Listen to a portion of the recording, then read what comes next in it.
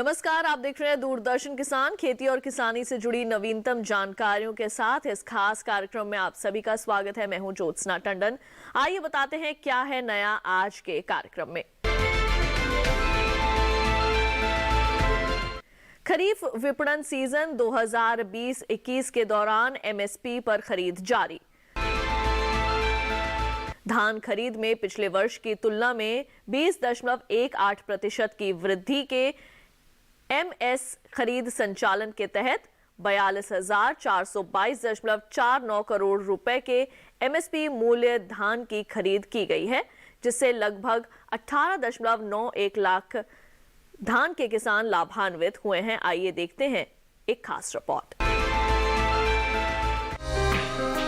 खरीफ marketing season यानी KMS 2020-21 के जारी सत्र में सरकार मौजूदा एमएसपी योजनाओं के अनुसार किसानों से एमएसपी पर खरीफ फसलों 2020-21 की खरीद कर रही है, जैसा पिछले कई सीजन में किया गया था। खरीफ सीजन 2020-21 के लिए धान की खरीद पंजाब, हरियाणा, उत्तर प्रदेश, उत्तराखंड, तमिलनाडु, चंडीगढ़, जम्मू और कश्मीर, केरल, गुजरात और आंध्र प्रदेश जैसे राज्यों व केंद्र शासित प्रदेशों में सुचारू रूप से चल रही है।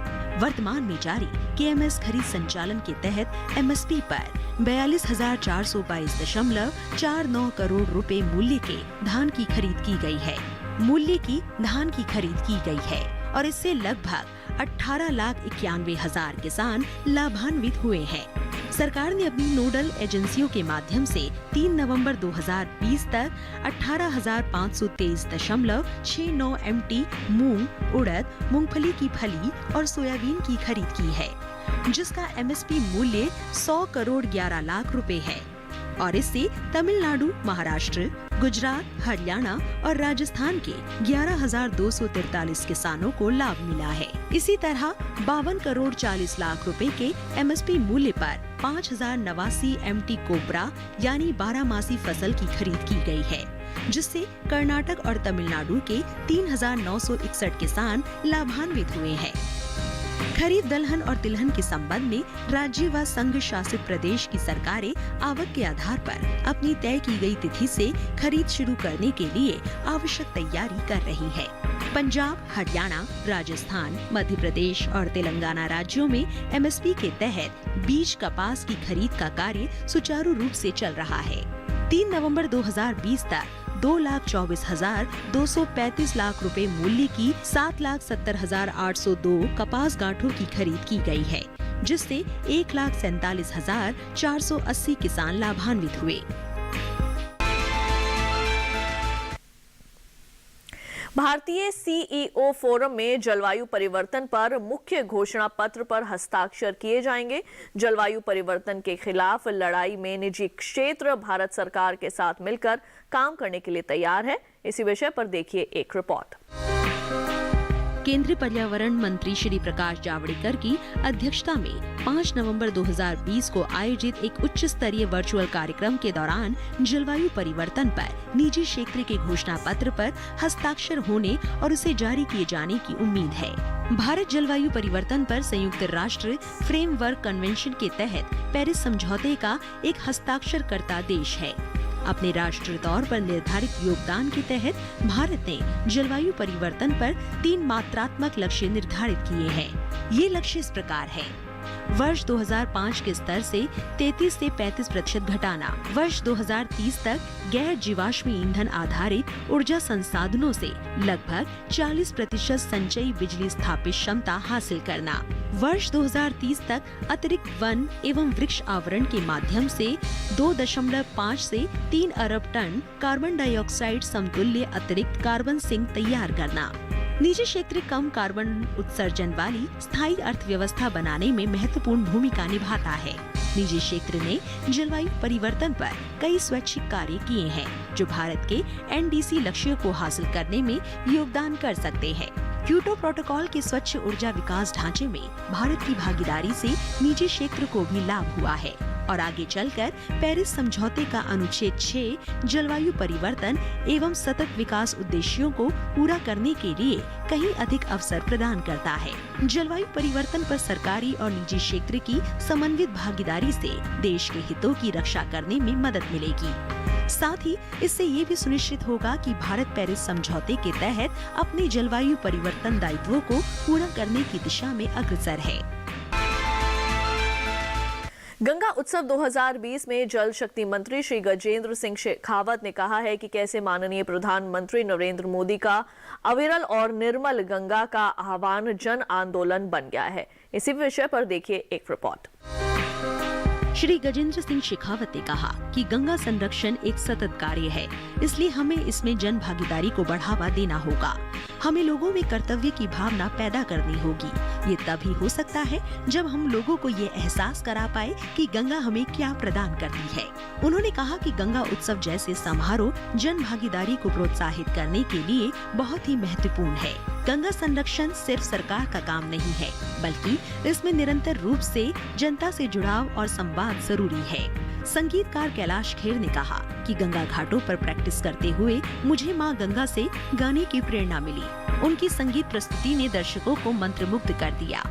राष्ट्रीय स्वच्छ गंगा मिशन के महानिदेशक राजीव रंजन मिश्रा ने उत्सव के पहले 2 दिन का सार देते हुए बताया कि सिर्फ भारत ही नहीं, बल्कि दुनिया के अलग अलग हिस्सों से लोग वर्चुअली इस उत्सव से जुड़े। जल शक्ति मंत्रालय के सचिव यूपी सिंह ने इस मौके पर नमामि गंगे मिशन को बधाई दी। उन्होंने कहा, जो एक शाम गंगा के नाम उत्सव एक कार्यक्रम के रूप में अकेला शुरू हुआ था, उसने NMCG टीम के अधीन एक लंबा सफर तय किया है। उत्सव में जल शक्ति मंत्री श्री गजेंद्र सिंह शेखावत ने एक बेहतरीन film Ganga aerial movie launch की। भारतीय राष्ट्रीय फिल्म विकास निगम ने इस फिल्म का निर्माण किया है। प्रतिष्ठित भारतीय सुपर हीरो चाचा चौधरी, जिनका दिमाग कंप्यूटर से भी तेज चलता है, ने अब नमामि गंगे कार्यक्रम से हाथ मिलाया है। कार्यक्रम का समापन वसवती मिश्रा और उनके समूह द्वारा मंत्रमुग्ध कर देने वाले शास्त्रीय नृत्य की प्रस्तुति से हुआ। और अभी समय हुआ है एक ब्रेक का। जल्द लौटेंगे वापस, देखते रहिए दूरदर्शन के साथ। ये कामयाबी है अन्नदाता की, ये कहानी है खेत और खलिहानों की। कैसे करें अपने पशुओं की देखभाल, जानिए गांव-गांव के किसानों का हाल। देखिए गांव किसान सोमवार से शुक्रवार दोपहर 12:05 पर।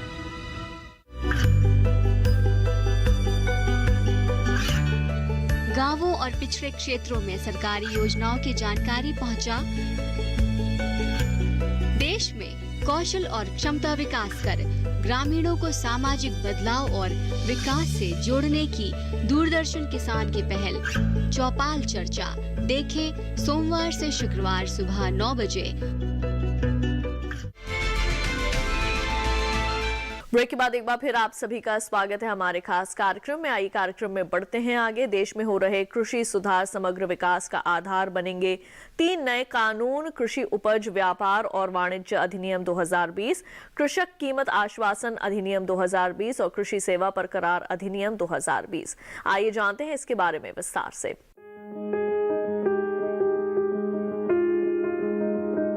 कृषि में कई अहम सुधार करने के लिए सरकार ने उपज बिक्री की व्यवस्था में कई जरूरी बदलाव किए हैं। इस दिशा में सरकार ने कृषक सशक्तिकरण व संरक्षण, कीमत आश्वासन और कृषि सेवा पर करार अधिनियम 2020 लागू किया है। इस अधिनियम के लागू हो जाने से अब किसान उपज से खाद्य उत्पाद बनाने वाले प्रोसेसर्स, व्यवसाय कंपनियां, थोक और फुटकर विक्रेताओं और निर्यातकों के साथ कृषि उपज की बिक्री के लिए सीधे करार या व्यवसायिक समझौता कर सकेंगे। करार हो जाने के बाद फसल की अच्छी पैदावार के लिए जरूरी साधन या इनपुट्स उपलब्ध कराने की पूरी जिम्मेदारी खरीदार की होगी। अधिनियम के लागू हो जाने से अब पैदावार के दौरान फसल पर किसान का मालिकाना हक बना रहेगा। वहीं किसानों को उपज की बिक्री पर होने वाला खर्च भी नहीं देना पड़ेगा, यानी किसानों के मुनाफे में पहले के मुकाबले खासी बढ़त होगी। फसल का बीमा तो कराया ही जाएगा, साथ ही जरूरत होने पर किसान वित्तीय संस्थानों से कर्ज भी ले सकेंगे।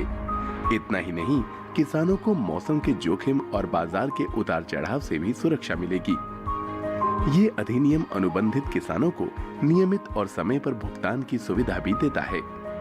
जाहिर है कि कृषि में हुए इन सुधारों से किसान काफी फायदे में रहेंगे। इसमें से एक कानून है कृषि उपज व्यापार तथा वाणिज्य संवर्धन एवं सुविधा अधिनियम 2020। इस कानून के बनने से एक ऐसी कानूनी व्यवस्था लागू होगी जिसमें किसान को अपनी उपज, जो उसका उत्पाद है, उसको बेचने की स्वतंत्रता मिलेगी। वो उत्पाद वो किसे बेचे, कब बेचे, कितने दाम पे बेचे, ये इसको निर्धारण करने की किसान को उसको चॉइस मिलेगी और इससे वह अपने उत्पाद का राज्य के अंदर या अंतर्राज्यीय व्यापार कर सकेगा और उसको इसके लिए ना तो कोई फीस लगेगी, ना कोई कमीशन देनी होगी। और इसमें एक ट्रेड एरिया का परिकल्पना की गई है और ये ट्रेड एरिया वो क्षेत्र है जहाँ पर जो APMC कानून से द्वारा स्थापित मार्केट है, उसके बाहर का जो क्षेत्र है उसको ट्रेड क्षेत्र की परिभाषा में लाया गया है। और इस क्षेत्र में अगर किसान किसी भी निर्यातक, किसी भी रिटेलर, डिस्ट्रीब्यूटर, होलसेलर के साथ अपनी उपज को बेचना चाहता है तो उसको पूरी स्वतंत्रता रहेगी और उसका इसके लिए पूरा एक कानूनी ढांचा उसके पास उपलब्ध रहेगा। तो ये एक बहुत बड़ा सुधार आएगा। वक्त हो चला है एक और छोटे से ब्रेक का। जल्द लौटेंगे वापस। देखते रहिए दूरदर्शन के साथ।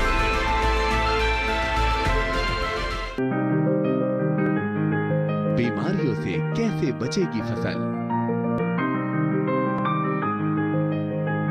मवेशियों की मुश्किलों का क्या है हल? कहां से लाएं बीज, कितनी लगेगी खाद? किसानों के हर फोन का विशेषज्ञ देंगे जवाब। देखिए हेलो किसान लाइव सोमवार से शुक्रवार शाम 6 बजे।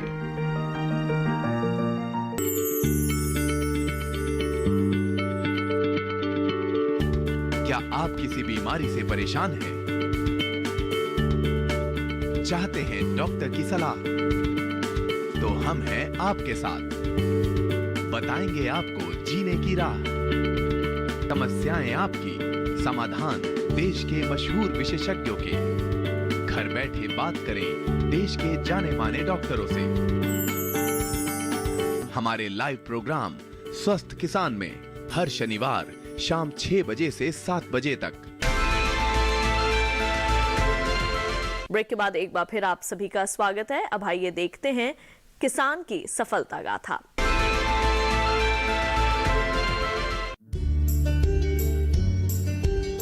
कमला पुजारी का जन्म कोरापुट जिले में आदिवासी बहुल गांव में एक गरीब परिवार में हुआ था। कमला का परिवार पारंपरिक खेती से जुड़ा हुआ था, जिसके कारण बचपन से ही ये खेतों की मिट्टी और बीजों के साथ खेलती हुई बड़ी हुई। अनपढ़ होने के बावजूद कमला पुजारी ने धान के विभिन्न किस्म के संरक्षण को लेकर अपनी अलग पहचान बनाई है। कमला पुजारी हमेशा से पारंपरिक धान के बीज के लिए जानी गई हैं। कमला के प्रयासों को राष्ट्रीय स्तर पर मान्यता मिली जब राष्ट्रपति रामनाथ कोविंद ने उन्हें 16 मार्च 2020 को पद्मश्री पुरस्कार से सम्मानित किया। कमला को उनकी कड़ी मेहनत और समर्पण के कारण पहचान मिलती आई है। यही कारण है कि उन्हें पहले भी कई और सम्मानित पुरस्कार मिलते रहे हैं। इससे पहले उन्हें 2004 में ओडिशा राज्य सरकार द्वारा सर्वश्रेष्ठ महिला किसान सहित कई पुरस्कारों से नवाजा गया था। कमला हमेशा पारंपरिक खेती के लिए समर्पित रही हैं। इसके लिए ओडिशा के जयपुर में MS स्वामीनाथन रिसर्च फाउंडेशन से बुनियादी खेती की तकनीक भी सीखी।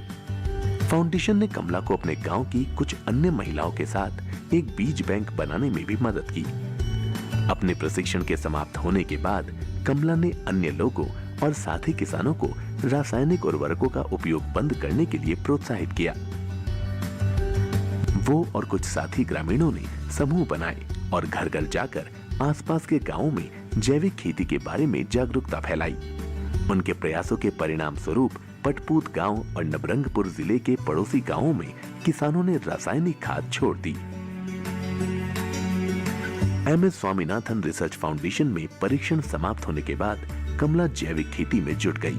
कमला खुद तो जैविक खेती करती ही थी, साथ ही गांव के अन्य किसानों को भी रासायनिक उर्वरकों के उपयोग से होने वाले नुकसान के बारे में भी अवगत कराती थी। यही नहीं, रासायनिक उर्वरकों को खेती में इस्तेमाल न करने के लिए और बंद करने के लिए प्रोत्साहित भी करती थी। कमला ने दुर्लभ प्रकार के 100 से ज्यादा बीज जैसे धान, हल्दी, तिल्ली, काला जीरा, महाकांता और फूला एकत्र किए हैं। इन्होंने धान की उन देसी किस्मों का संरक्षण किया है जो लगभग विलुप्त ही हो चुकी थी। वर्ष 2002 में कमला जैविक खेती पर आयोजित एक कार्यशाला में भाग लेने के लिए दक्षिण अफ्रीका के सबसे बड़े शहर जोहान्सबर्ग गई, जहां जैविक खेती के लिए किए जा रहे उनके प्रयासों के लिए दुनिया भर के प्रतिभागियों ने उनकी सराहना की। वर्ष 2018 में इन्हें ओडिशा राज्य बोर्ड के सदस्य के रूप में मनोनीत किया गया। कमला पुजारी पहली ट्राइबल महिला हैं जिन्हें ये गौरव प्राप्त हुआ। इस प्रकार इन्होंने आने वाले युवा किसानों के लिए प्रोत्साहन का काम किया।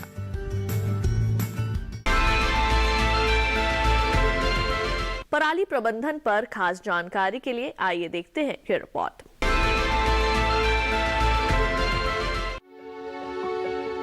दरअसल पराली जलाने की बड़ी समस्या दिल्ली, पंजाब, हरियाणा और पश्चिमी उत्तर प्रदेश में देखने को मिलती है और यहीं का धुआं दिल्ली को अपनी चपेट में लेता है।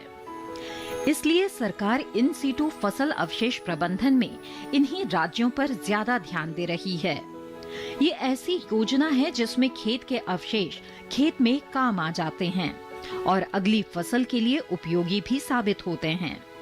जाहिर है, जब खेत के अवशेष खेती के ही काम में ले लिए जाएंगे तो वायु प्रदूषण अपने आप कम हो जाएगा। इस काम में कृषि विज्ञान केंद्र, राज्य कृषि विभाग और कृषि विश्वविद्यालयों का भरपूर सहयोग मिल रहा है। बल्कि कुल मिलाकर 100 सार्वजनिक संस्थान पराली प्रबंधन के काम में लगे हुए हैं। इन सीटू फसल अवशेष प्रबंधन में पराली प्रबंधन की विधियों को किसानों तक पहुंचाया जा रहा है। उनके बीच जागरूकता लाई जा रही है और पराली प्रबंधन की मशीनें उपलब्ध कराई जा रही है। इन मशीनों को किसान चाहें तो खुद भी खरीद सकते हैं या फिर किराए पर ले सकते हैं।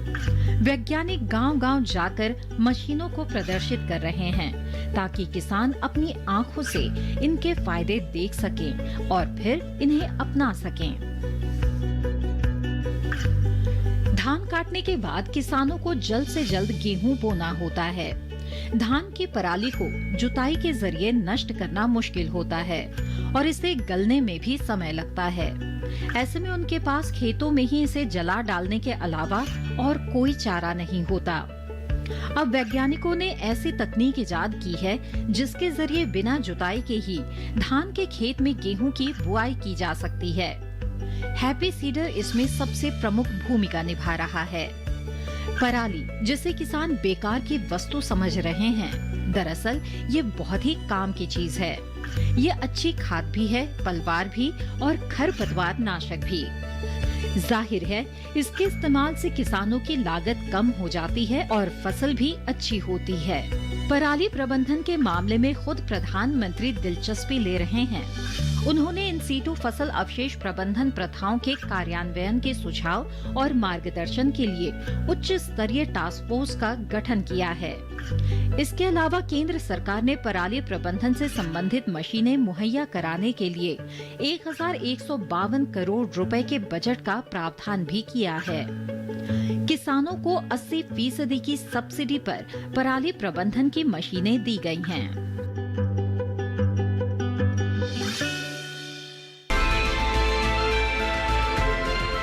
तो आज के खास कार्यक्रम में इतना ही। मुझे दीजिए इजाजत। आप देखते रहिए दूरदर्शन किसान। नमस्कार।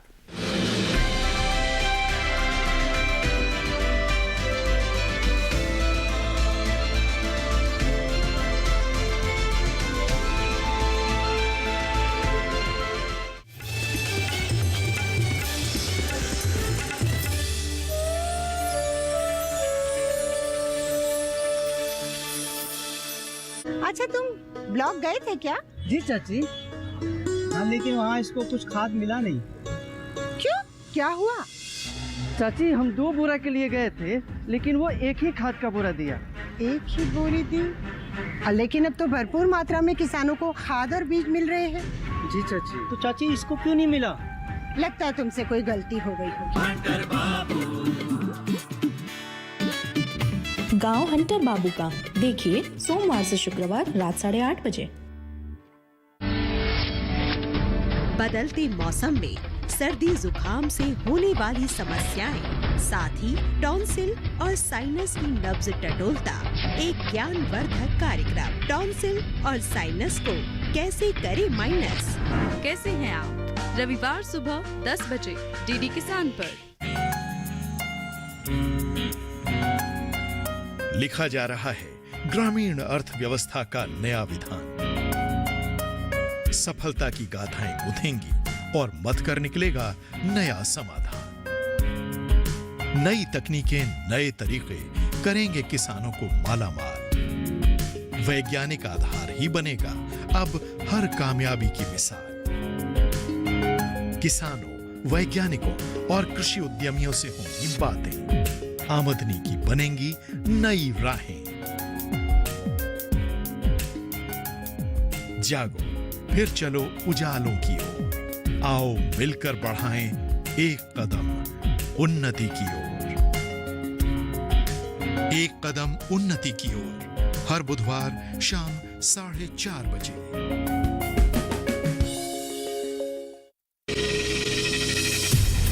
आपकी जीवन शैली और जीने के अंदाज को टटोलता कार्यक्रम, जहां हर दर्द के हमदर्द होते हैं हम और पूछते हैं आपसे, कैसे हैं आप? कैसे हैं आप? कैसे हैं आप? जीवन को एक नए अंदाज से जोड़ता एक ज्ञानवर्धक कार्यक्रम, कैसे हैं आप? रविवार सुबह 10:05 पर। महत्वपूर्ण सूचना। कुछ असामाजिक तत्व दूरदर्शन किसान चैनल में नौकरी दिलाने का झांसा देकर ठगी में लगे हैं। ठगी भारतीय दूरसंचार केंद्र न्यू रोहतक रोड दिल्ली और भारतीय किसान सेवा केंद्र दिल्ली के नाम से हो रही है।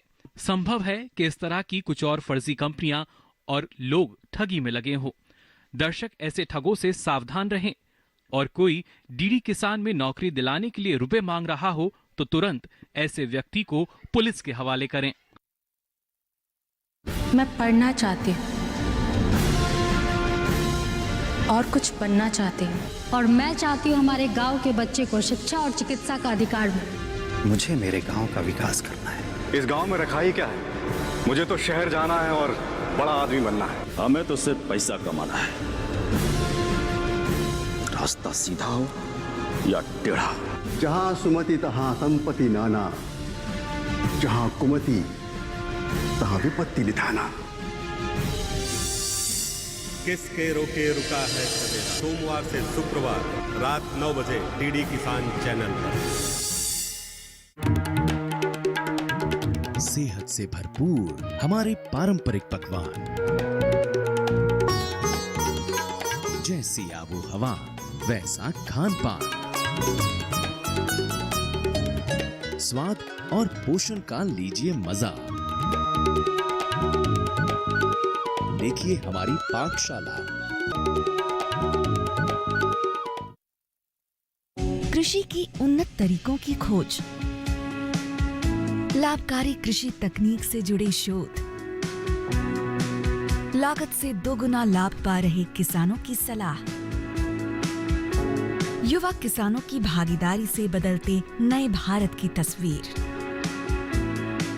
देखें डीडी किसान पर ग्रामीण शोधशालाएं। 21 अगस्त से हर शुक्रवार सुबह 7:30 बजे।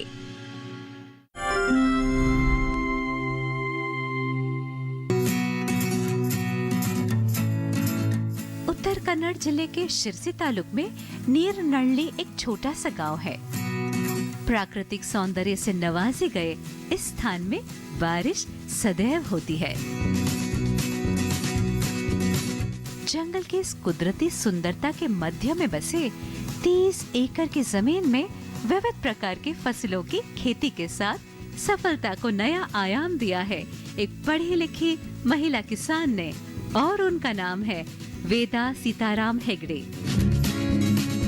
वे एक प्रगतिशील महिला किसान है। वेदा सीताराम ने सुपारी की खेती को प्रमुख फसल के रूप में अपनाया है। इसके बीच में अंतर खेती के रूप में काली मिर्च, केला, नारियल, कॉफी भी उगाई जाती है। इसके अलावा वे आम, कटहल, नींबू, चीकू जैसे विभिन्न फलों के पेड़, सागवानी के अलावा अन्य फसल भी उगा रही है। इन ऊंचे सुपारी के पेड़ों में बीमारी व कीट का लगना तो स्वाभाविक है। इस समस्या को दूर करने के लिए उन्होंने जैविक छिड़काव को अपनाया है। इससे हासिल होने वाली फसल न केवल रोग मुक्त होती है बल्कि रासायनिक से भी मुक्त रहती है। फसल के चारों ओर इन्होंने वैज्ञानिक तरीके से विशिष्ट व्यवस्था की है ताकि बारिश के समय में अतिरिक्त पानी बहकर निकल सके। बारिश के समय में मिट्टी के रिसाव को रोकने के लिए चारों ओर बने बंध को प्लास्टिक के आवरण से ढका है। सुपारी की फसल से मिलने वाले सुपारी का त्याज्य पदार्थ डेयरी से उत्पन्न त्याज्य के साथ कृषि की अन्य कच्ची सामग्री को एक तरफ इकट्ठा करती है। इस तरह इकट्ठा होने के बाद जब यह जैविक खाद के रूप में परिवर्तित हो जाता है तो उसे फसलों में डालती है। घरेलू जरूरत के लिए बायोगैस और खेती के लिए ऊर्जा के रूप में भी इसे इस्तेमाल करती है। अपने खेतों में रास्तों की व्यवस्था की है जिससे सुचारू रूप से घूमने फिरने, फसल को बाजार पहुंचाने में आसानी होती है। वेदा सीताराम की एक और विशेषता है वैज्ञानिक डेयरी।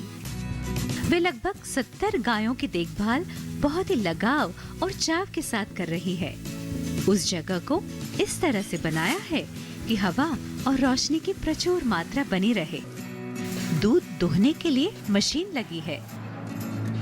गायों को ताजा चारा खिलाने के लिए जंगल में चारा उगाया जाता है। खेती की बारीकियों को पूर्ण रूप से उन्होंने सीखा अपने ससुर दिवंगत श्री मंजुनाथ हेगड़े से, और इनकी खेती में पूरा सहयोग देते हैं इनके पति सीताराम हेगड़े। वेदा सीताराम की कामयाबी का एक और रहस्य है कि इन्होंने अपने मजदूरों के साथ मधुर संबंध बनाए रखा है। उन्हें महज कर्मचारियों की तरह न देखकर स्नेह से उनके साथ खुद भी मिलजुल कर काम में शामिल होती है। इन दिनों खेती में व्यस्त रहने वाली वेदा ने बीए की पढ़ाई की है और इससे पहले वे एक शिक्षिका के रूप में भी कार्य कर चुकी है। अब भी अपने किसानों के बच्चों को निःशुल्क पढ़ाती है। वेदा सीताराम हेगड़े केवल एक सफल व्यक्ति ही नहीं, अपने आप में जमीन कृषि विकिपीडिया भी मानी जाती है।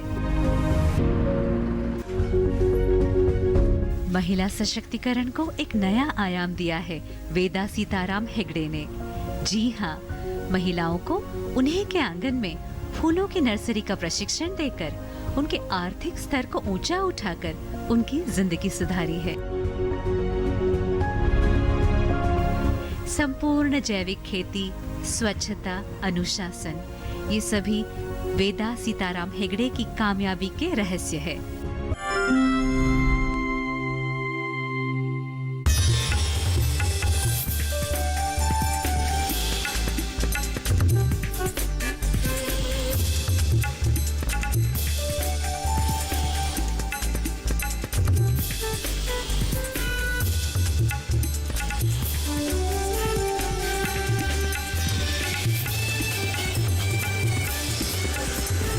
डीडी किसान, बदलते भारत की शान।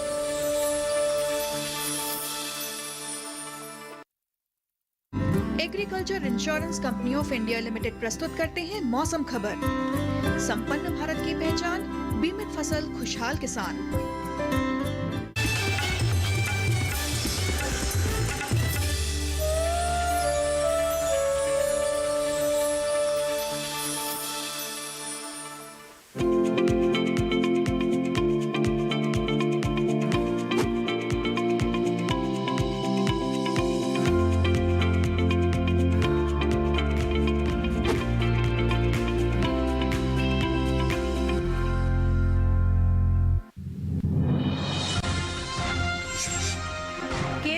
तमिलनाडु और पुडुचेरी में कहीं कहीं जोरदार बरसात के आसार। आंध्र प्रदेश के तटीय इलाकों में भी कहीं कहीं बरसेंगे बादल।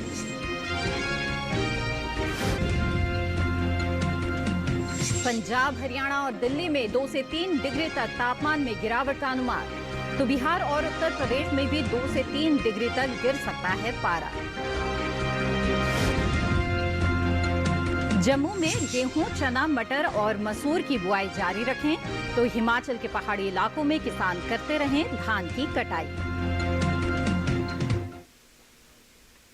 नमस्कार, आप देख रहे हैं दूरदर्शन किसान। मौसम खबर में आप सभी का स्वागत है। मैं हूं मोनालिसा। मौसम खबर में जानेंगे आने वाले दिनों में कहां होगी बारिश, कहां चलेंगी तेज हवाएं और कैसी रहेगी तापमान की स्थिति। साथ ही किसानों के लिए होगी कृषि सलाह भी। तो आइए शुरुआत करते हैं मौसम से जुड़ी हुई कुछ खास खबरों से।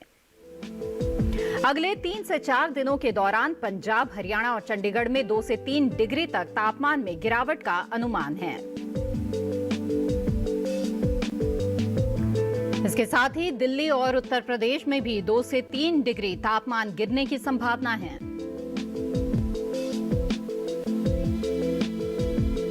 इसके साथ ही बिहार, ओडिशा और पश्चिम बंगाल में भी 2 से 3 डिग्री तक गिर सकता है पारा।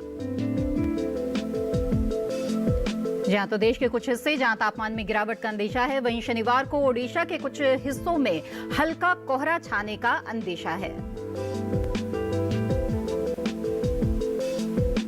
इसके साथ ही अगले 3 दिनों के दौरान केरल, तमिलनाडु और पुडुचेरी में कहीं कहीं जोरदार बरसात के आसार नजर आ रहे हैं।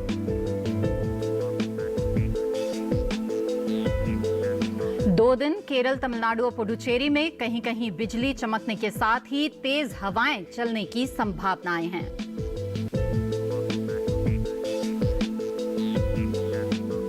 तटीय और दक्षिणी कर्नाटक के भीतरी इलाकों में अगले 3 दिनों के दौरान बारिश के आसार बनते दिख रहे हैं।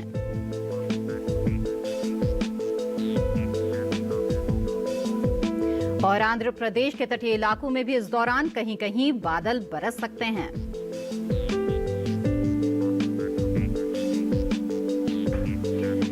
शनिवार को आंध्र प्रदेश के तटीय इलाकों में इक्का दुक्का जगहों पर तेज हवाएं चलने का अनुमान है।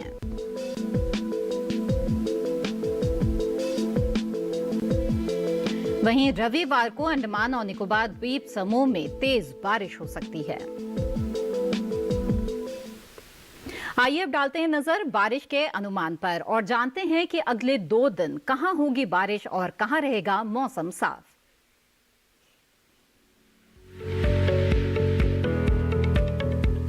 मौसम के हाल में सबसे पहले बात करते हैं उत्तर भारत के पहाड़ी इलाकों की। शनिवार और रविवार को जम्मू कश्मीर और लद्दाख में बारिश की संभावना नहीं है। साथ ही 2 दिन हिमाचल प्रदेश और उत्तराखंड में भी बारिश का अनुमान नहीं है। वहीं अगले 2 दिन पंजाब, हरियाणा और दिल्ली में बारिश की संभावना नहीं है। साथ ही शनिवार और रविवार को पूर्वी और पश्चिमी उत्तर प्रदेश में भी बारिश का अनुमान नहीं है। 2 दिन पूर्वी और पश्चिमी राजस्थान में बारिश के आसार नहीं हैं। अगले 2 दिन पूर्वी भारत के गांगे पश्चिम बंगाल में बारिश का अनुमान नहीं है। शनिवार और रविवार को उप हिमालयी पश्चिम बंगाल और सिक्किम में बारिश की संभावना नहीं है। वहीं शनिवार और रविवार को अरुणाचल प्रदेश में बारिश का अनुमान नहीं है। साथ ही अगले 2 दिन असम और मेघालय में भी बारिश के आसार नहीं हैं। शनिवार और रविवार को नागालैंड, मणिपुर, मिजोरम और त्रिपुरा में भी बारिश नहीं होगी, जबकि अगले 2 दिन बिहार, झारखंड और ओडिशा में भी बारिश की संभावना नहीं है। मध्य भारत की बात करें तो शनिवार और रविवार को पूर्वी और पश्चिमी मध्य प्रदेश में बारिश की संभावना नहीं है। साथ ही अगले 2 दिन छत्तीसगढ़ में भी बारिश के आसार नहीं हैं। वहीं शनिवार और रविवार को मध्य महाराष्ट्र में बारिश की संभावना नहीं है। साथ ही अगले 2 दिन कोंकण और गोवा में भी बारिश नहीं होगी। दक्षिण भारत की बात करें तो शनिवार और रविवार को तटीय आंध्र प्रदेश में कहीं कहीं बारिश का अनुमान है। साथ ही शनिवार को रायलसीमा में इक्का दुक्का जगह बारिश के आसार बने हुए हैं, जबकि शनिवार और रविवार को तमिलनाडु और पुडुचेरी में कई जगह बारिश की संभावना बनी हुई है। वहीं 2 दिन कर्नाटक के तटीय इलाकों में इक्का दुक्का जगह बारिश के आसार हैं। साथ ही शनिवार और रविवार को दक्षिणी कर्नाटक के भीतरी इलाकों में भी बारिश का अंदेशा है। वहीं शनिवार और रविवार को केरल के कुछ हिस्सों में बारिश का अनुमान है। शनिवार को अंडमान और निकोबार द्वीप समूह में भी इक्का दुक्का हिस्सों में बारिश की संभावना जताई गई है। ये तो बात हुई आने वाले 2 दिनों में बारिश की संभावनाओं की। आइए अब आपको बता दें कि पिछले 24 घंटों के दौरान देश में कैसा रहा मौसम का मिजाज, यानी कहां हुई बारिश, कहां चली तेज हवाएं। तो अरुणाचल प्रदेश में इक्का दुक्का जगहों पर बारिश हुई। ओडिशा में भी इस दौरान कहीं कहीं बरसात हुई। साथ ही गांगेय पश्चिम बंगाल में इक्का दुक्का जगह बादल बरसे। इस दौरान दक्षिणी कर्नाटक के भीतरी इलाकों में भारी बरसात हुई। तो वहीं केरल में भी कहीं कहीं तेज बरसात हुई। तमिलनाडु और पुडुचेरी में भी कहीं कहीं काफी भारी बरसात हुई। आंध्र प्रदेश के तटीय इलाकों में भी कहीं कहीं बादल बरसे। इस दौरान रायलसीमा में भी कहीं कहीं बरसात हुई। अंडमान और निकोबार द्वीप समूह में भी कहीं कहीं बारिश हुई। केरल में इस दौरान इक्का दुक्का जगह चली तेज हवाएं। इसके साथ ही तमिलनाडु और पुडुचेरी में भी कहीं कहीं तेज हवाओं का असर दिखा। रायलसीमा और आंध्र प्रदेश के तटीय इलाकों में भी इस दौरान तेज हवाएं चली। आइए अब जानते हैं देश के किस हिस्से में कैसा रहा तापमान। पहले बात करते हैं अधिकतम तापमान की। दक्षिणी कर्नाटक के भीतरी इलाकों में कुछ जगह अधिकतम तापमान सामान्य के मुकाबले 3 से 5 डिग्री अधिक रहा। इसके साथ ही तमिलनाडु और पुडुचेरी में भी कुछ जगह अधिकतम तापमान सामान्य के मुकाबले 3 से 5 डिग्री ज्यादा दर्ज किया गया। वहीं इस दौरान झारखंड के ज्यादातर हिस्सों में अधिकतम तापमान सामान्य के मुकाबले 1.5 से 3 डिग्री ऊपर रहा। इसके साथ ही आंध्र प्रदेश के तटीय इलाकों में भी कई जगह अधिकतम तापमान सामान्य के मुकाबले 1.5 से 3 डिग्री ज्यादा रहा। साथ ही रायलसीमा के भी कई इलाकों में अधिकतम तापमान सामान्य के मुकाबले 1.5 से 3 डिग्री ऊपर दर्ज किया गया। पंजाब में कई स्थानों पर अधिकतम तापमान सामान्य के मुकाबले 1.5 से 3 डिग्री अधिक रहा। और इसके अलावा जम्मू कश्मीर और लद्दाख में कहीं कहीं अधिकतम तापमान सामान्य के मुकाबले 1.5 से 3 डिग्री ऊपर रहा। इसके विपरीत पूर्वी उत्तर प्रदेश में इक्का दुक्का जगह अधिकतम तापमान सामान्य के मुकाबले 3 से 5 डिग्री कम दर्ज किया गया। वहीं असम और मेघालय में कुछ जगह अधिकतम तापमान सामान्य के मुकाबले 1.5 से 3 डिग्री नीचे रहा। इसके अलावा हरियाणा, चंडीगढ़ और दिल्ली में भी कहीं कहीं अधिकतम तापमान सामान्य के मुकाबले 1.5 से 3 डिग्री कम रहा। ये तो था अधिकतम तापमान का हाल। अब नजर डाल लेते हैं न्यूनतम तापमान पर। अंडमान और निकोबार द्वीप समूह में कुछ जगह न्यूनतम तापमान सामान्य के मुकाबले 1.5 से 3 डिग्री ज्यादा रहा। वहीं आंध्र प्रदेश के तटीय इलाकों में भी कुछ जगह न्यूनतम तापमान सामान्य के मुकाबले 1.5 से 3 डिग्री ऊपर रहा। रायलसीमा में भी कुछ जगह न्यूनतम तापमान सामान्य के मुकाबले 1.5 से 3 डिग्री ज्यादा दर्ज किया गया। इस बीच दक्षिणी आंतरिक कर्नाटक के भीतरी इलाकों में भी कुछ जगह न्यूनतम तापमान सामान्य के मुकाबले 1.5 से 3 डिग्री ज्यादा रहा। साथ ही तमिलनाडु और पुडुचेरी के भी कुछ हिस्सों में न्यूनतम तापमान सामान्य के मुकाबले 1.5 से 3 डिग्री अधिक रहा। वहीं पूर्वी राजस्थान में कहीं कहीं न्यूनतम तापमान सामान्य के मुकाबले 5 डिग्री कम दर्ज किया गया। और इसके साथ ही विदर्भ में भी कहीं कहीं न्यूनतम तापमान सामान्य के मुकाबले 5 डिग्री कम रहा।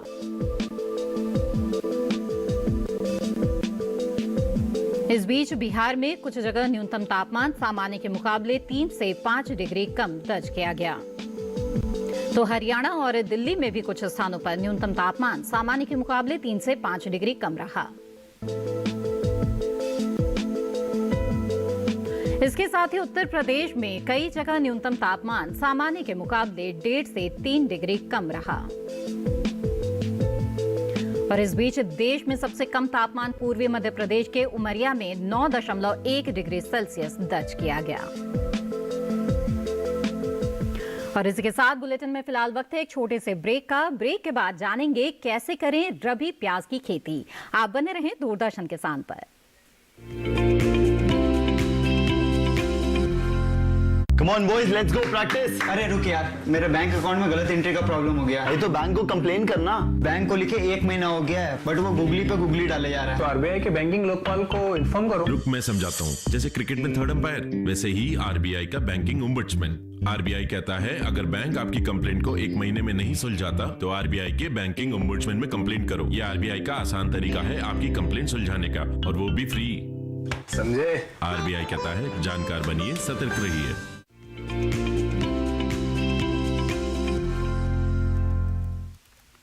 ब्रेक के बाद आप सभी का फिर से स्वागत है। उत्तर भारत के पहाड़ी राज्यों में किसानों के लिए खेती से जुड़ी हुई क्या जरूरी सलाह है कृषि विशेषज्ञों की, ये जानने के लिए आइए देखते हैं ये खास रिपोर्ट।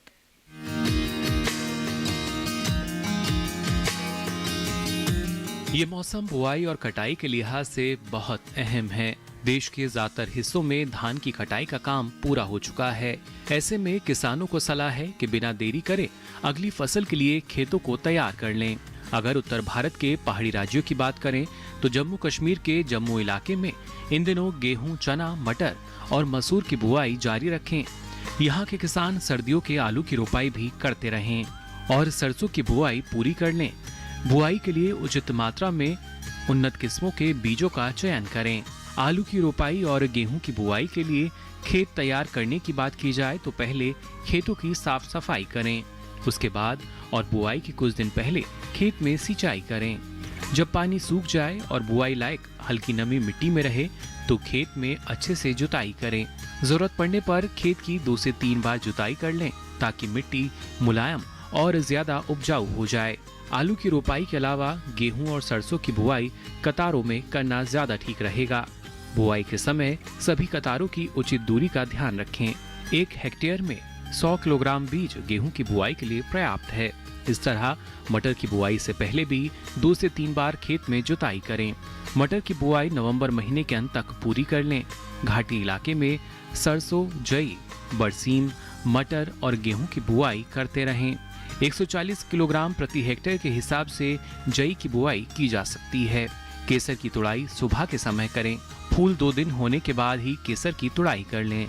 जम्मू कश्मीर के घाटी वाले इलाके में प्याज और लहसुन की रोपाई का काम भी कर सकते हैं। हिमाचल प्रदेश के निचले इलाकों में सरसों और अगेती गेहूं की बुआई का काम पूरा कर लें। पहाड़ी इलाकों के किसान धान की कटाई करते रहें। उत्तराखंड के तराई इलाके में देर से बोई गई धान और उड़द की कटाई का काम जल्द पूरा कर लें। उत्तराखंड के किसान इस महीने के दौरान सरसों की बुआई कर सकते हैं। जी हाँ, तो उत्तर भारत के पहाड़ी इलाकों में कुछ फसलों की कटाई इस वक्त चल रही है, तो कई फसलों की बुआई के लिए ये मौसम बेहद ही अनुकूल है और ऐसे में कृषि विशेषज्ञों की सलाह से आप उन्नत किस्मों का चयन करेंगे तो अच्छी पैदावार हासिल कर पाएंगे। बात करते हैं अब आज की फसल की। अभी रबी मौसम की प्याज की बुआई का समय है। किसान थोड़ी सी सावधानी से इसकी अच्छी पैदावार ले सकते हैं। आइए जानते हैं कि कैसे करें रबी प्याज की खेती और कैसे करें इसकी देखभाल। आइए नजर डाल लेते हैं इस खास रिपोर्ट पर।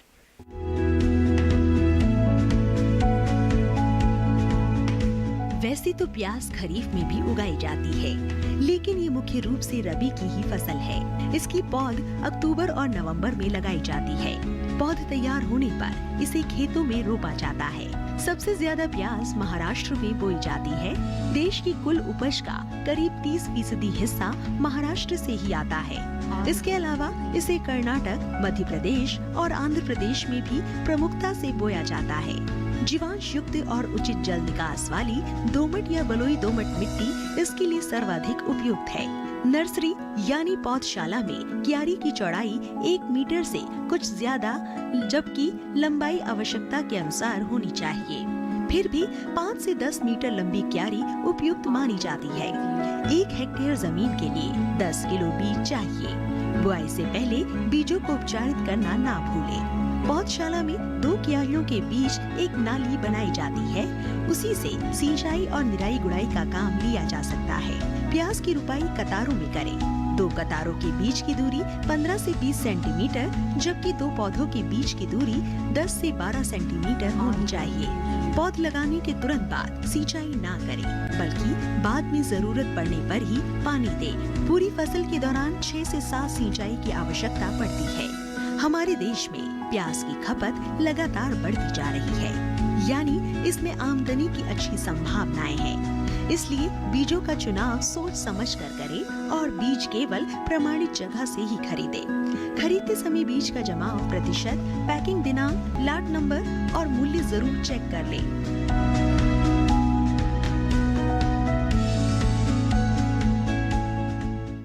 आइए अब मौसम खबर में आगे बढ़ते हैं और नजर डाल लेते हैं मौसम के अनुसार खेती किसानी की कुछ खास बातों पर।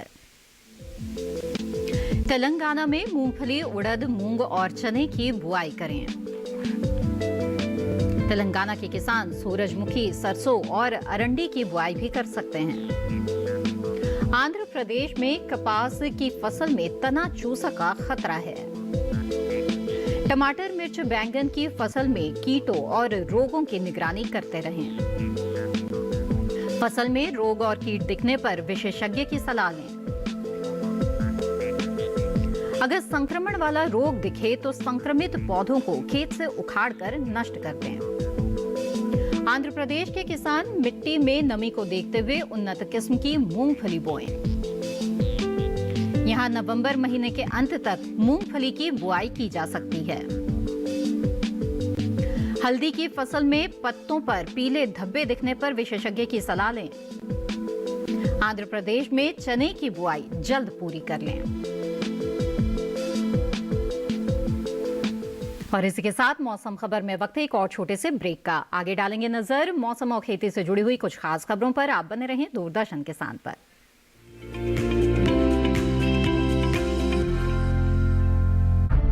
विपदा कोई भी हो, पर किसान है सुरक्षित। AIC है ना। भारत सरकार द्वारा स्थापित फसल बीमा विशेषज्ञ कंपनी।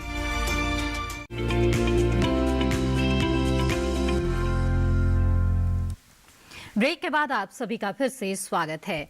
आइए अब आपको बता दें कि मौसम के लिहाज से इस वक्त खेती किसानी की किन बातों का ध्यान रखें। कोंकण में धान की कटाई के बाद लोबिये की बुआई करें। मिट्टी में मौजूद पर्याप्त नमी को देखते हुए लोबिया की बुआई कर सकते हैं। इन दिनों कोंकण के किसान चने की बुआई भी कर सकते हैं। मध्य महाराष्ट्र में तैयार धान की कटाई करते रहें। मध्य महाराष्ट्र के किसान सोयाबीन की कटाई भी समय पर कर लें।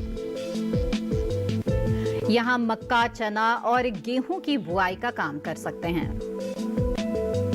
विदर्भ के किसान कपास की तुड़ाई का काम करें। विदर्भ में अलसी, ज्वार और सूरजमुखी की बुआई कर लें। विदर्भ के किसान चने और सरसों की बुआई भी इस वक्त कर सकते हैं। वहीं पूर्वी विदर्भ में धान और सोयाबीन की कटाई जारी रखें। और अब बुलेटिन में डालते हैं नजर मौसम की कुछ अहम झलकियों पर। अगले 3 से 4 दिनों के दौरान पंजाब, हरियाणा और चंडीगढ़ में 2 से 3 डिग्री तक तापमान में गिरावट का अनुमान है। वहीं दिल्ली और उत्तर प्रदेश में भी 2 से 3 डिग्री तक तापमान गिरने की संभावना है। साथ ही बिहार, ओडिशा और पश्चिम बंगाल में भी 2 से 3 डिग्री पारा गिर सकता है। शनिवार को ओडिशा के कुछ हिस्सों में हल्का कोहरा छाने का अंदेशा है। अगले 3 दिनों के दौरान केरल, तमिलनाडु और पुडुचेरी में कहीं-कहीं जोरदार बरसात के आसार हैं। साथ ही 2 दिन केरल, तमिलनाडु और पुडुचेरी में कहीं-कहीं बिजली चमकने के साथ तेज हवाएं चलने की संभावना नजर आ रही है। तटीय और दक्षिणी कर्नाटक के भीतरी इलाकों में अगले 3 दिनों के दौरान बारिश के आसार बनते दिख रहे हैं। आंध्र प्रदेश के तटीय इलाकों में भी कहीं-कहीं बादल बरस सकते हैं। वहीं शनिवार को आंध्र प्रदेश के तटीय इलाकों में इक्का दुक्का जगह तेज हवाएं चलने का अनुमान है। रविवार को अंडमान और निकोबार द्वीप समूह में तेज बारिश हो सकती है। और अब चलते चलते एक नजर अगले 4 दिनों के लिए 9 शहरों के तापमान पर।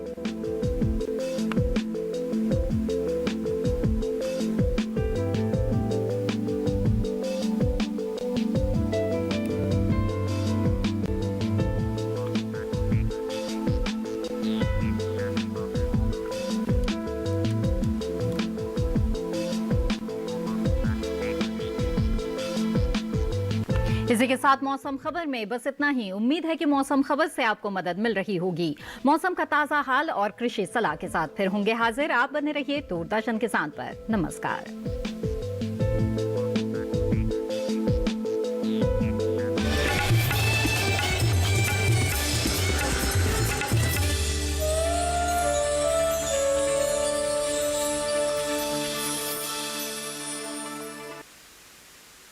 मौसम खबर के प्रस्तुतकर्ता थे agriculture insurance company of India limited. संपन्न भारत की पहचान, बीमित फसल, खुशहाल किसान।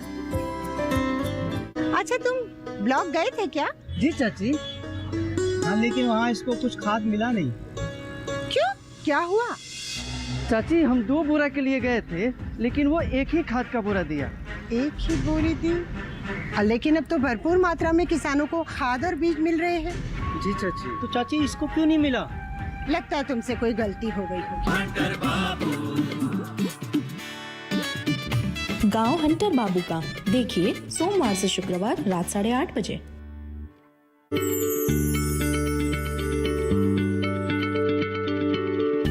क्या आप किसी बीमारी से परेशान हैं? चाहते हैं डॉक्टर की सलाह? तो हम हैं आपके साथ। बताएंगे आपको जीने की राह। समस्याएं आपकी, समाधान देश के मशहूर विशेषज्ञों के। घर बैठे बात करें देश के जाने माने डॉक्टरों से।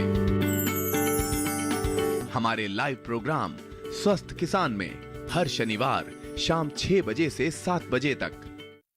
मैं किसी ऐसे इंसान के साथ एक ही घर में नहीं रह सकता, इसकी वजह से मुझे मेरे आत्मसम्मान के साथ में समझौता करना पड़े। हमारा बेटा ये घर छोड़कर चला जाए। हम खुदा ही इस घर से चले जाएंगे। और मैंने कोई गलती की है तो उसका पछतावा तो मुझे करना ही पड़ेगा ना। अम्मा, जाता हूँ।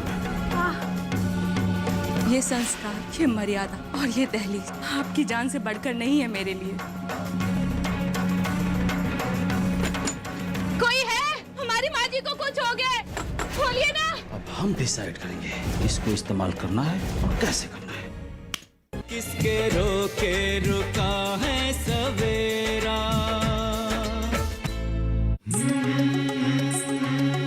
विविधताओं का देश भारत, जहां है नई सोच और परंपराओं की बुनियाद।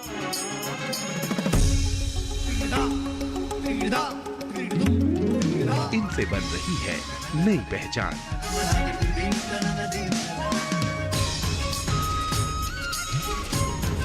देखिए कार्यक्रम ये है मेरा इंडिया, एक यात्रा कामयाबी की। शनिवार और रविवार सुबह 9:30 पर। डिम्पी ने दामिनी को धमकाया भी। 2 मिनट में मुझे और दामिनी को गांव से निकलवा देंगे। इस बारे में दामिनी तुमसे कोई बात नहीं करना चाहती थी।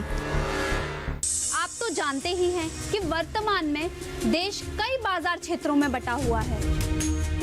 कृषि विपणन से संबंधित अवसंरचनाओं की गुणवत्ता अच्छी नहीं है और तकनीक का प्रयोग भी कम होता है। मैं तुझे ऐसी खबर देने वाली हूँ जिसे सुनकर तेरा मन मयूर नाचने लगेगा। नई सोच सोमवार से शुक्रवार रात 9:30 बजे देखिए सिर्फ डीडी किसान पर।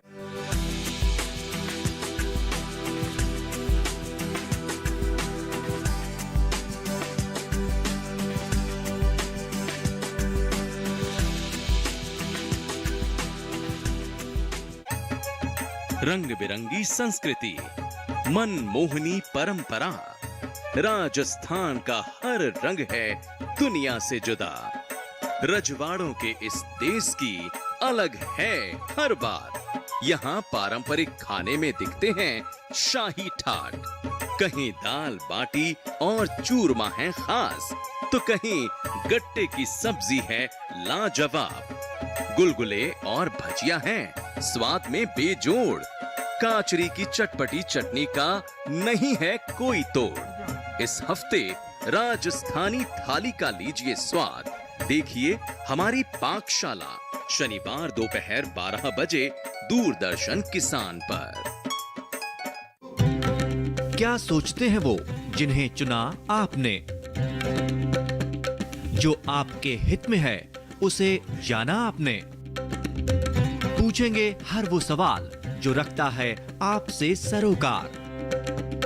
बताएंगे आपको आखिर क्या है आपके अधिकार। हर सवाल, हर उलझन को सुलझाएंगे हम विशेषज्ञों के संग। दूरदर्शन किसान के खास कार्यक्रम विचार विमर्श, शुक्रवार रात 10 बजे।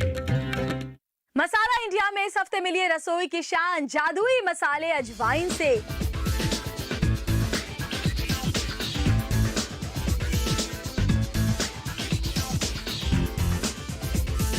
देखिए मसाला इंडिया हर रविवार दोपहर 12 बजे सिर्फ डीडी किसान पर। छछुंदर के सर पे न भाए चमेली, कहाँ राजा भोज कहाँ गंगुतेली। अपने दीवाने का कर दे बुरा हाल रे की अखियों से गोली मारे। राम लीला जिसमें शर्माया की कसमें।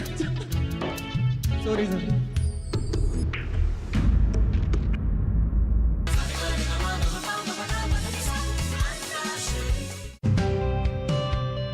जलते सूरज में तपकर पथरीली जमीन पर सींची हैं इन्होंने कामयाबी। परिश्रम के गवाह हैं ये लहलहाते खेत। हरियाली बयां कर रही है इनके जुनून की कहानी। हम ला रहे हैं कहानियां किसानों के संघर्ष से सफलता तक की। देखिए हौसला हर सोमवार शाम 4:30 बजे सिर्फ डीडी किसान चैनल पर। नमस्कार, स्वागत है आपका नई तकनीक नया भारत। खेती में तकनीक और तरक्की से जुड़ी महत्वपूर्ण जानकारियों पर आधारित कार्यक्रम नई तकनीक नया भारत देखना न भूलें। प्रत्येक सोमवार प्रातः 7:30 बजे डीडी किसान चैनल पर। रासायनिक कृषि की अपेक्षा सस्ती दीर्घकालीन स्थिर अनाज की उपज, आधुनिक समय की मांग और जैविक खेती से जुड़े तथ्य, साथ ही साथ मल्टी क्रॉपिंग से संबंधित फसलों के सही चुनाव के बारे में जानने के लिए देखें इस शुक्रवार सुबह 7:30 बजे कार्यक्रम ग्रामीण शोधशालाएं सिर्फ डीडी किसान पर।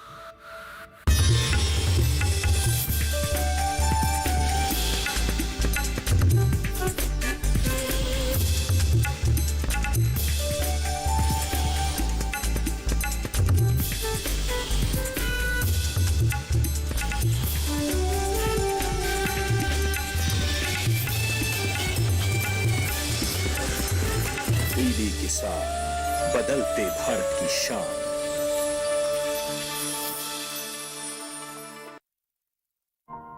मैं जयश्री एक चार्टर्ड अकाउंटेंट हूँ।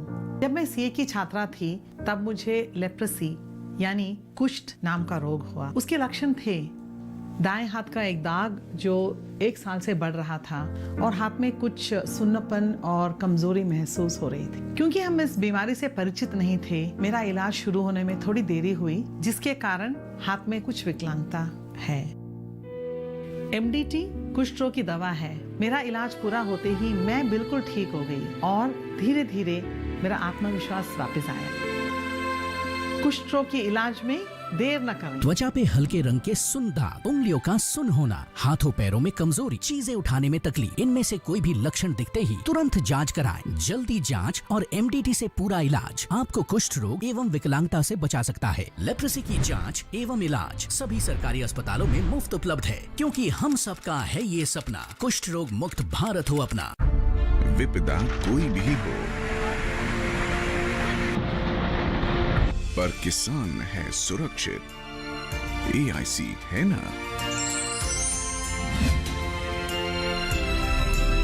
भारत सरकार द्वारा स्थापित फसल बीमा विशेषज्ञ कंपनी